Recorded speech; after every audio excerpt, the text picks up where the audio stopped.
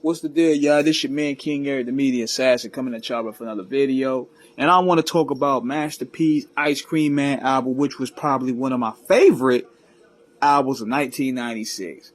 Now, let me tell y'all this, man. If you coming in expecting boom bap, expecting technical rhyme schemes, this is not your album.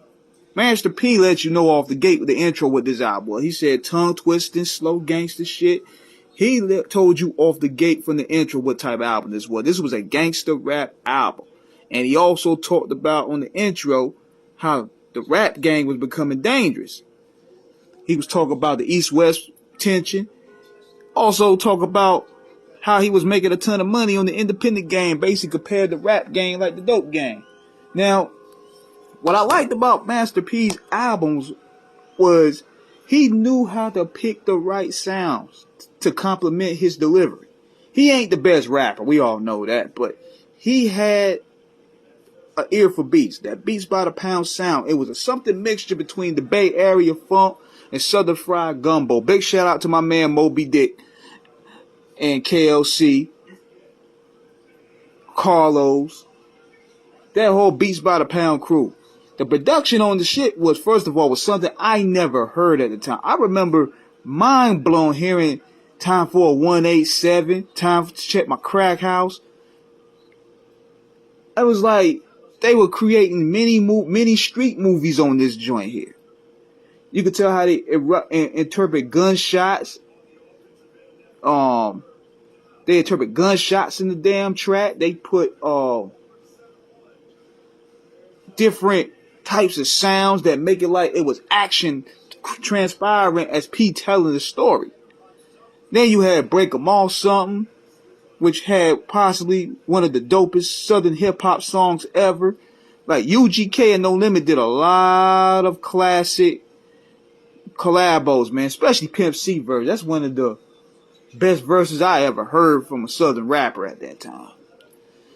But I also like the songs that had a deep message in them. Like, even though he bit Scarface on The Ghetto Won't Change, I liked it. I like No More Tears, which was dedicated to his mama, and I like Ghetto Heroes, which gave homage to a lot of the cats that put in work in the NOLA, and he admired, and he just basically put them in the song.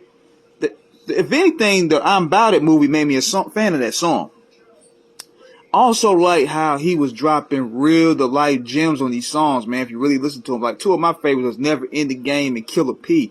Killer P, he was talking about how dudes was getting killed over women.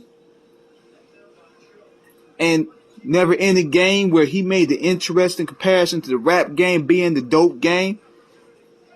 Now, what's dope about that song is what I like was he was just talking, and then it just blends into his flow as the beat come on. That was some masterful shit that Beats by the Pound did.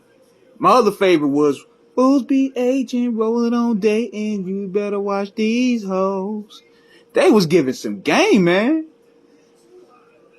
Like, you could tell the Bay Area sound was more so influential in this album here. Especially when you also listen to songs like How G's Ride and Player from Around the Way, which was another one of my favorites. Just a player from around the way. Moby Dick got his Nate Dogg on with that one.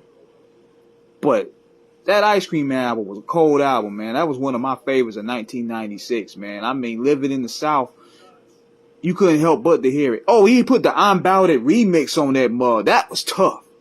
It was called I'm Bout It 2 up there. That joint was tough. So, check that Ice Cream album out, man. That's one of No Limit's best albums. Also, one of the best Beats by the Pound produced albums ever. Subscribe, hit the like button, peace.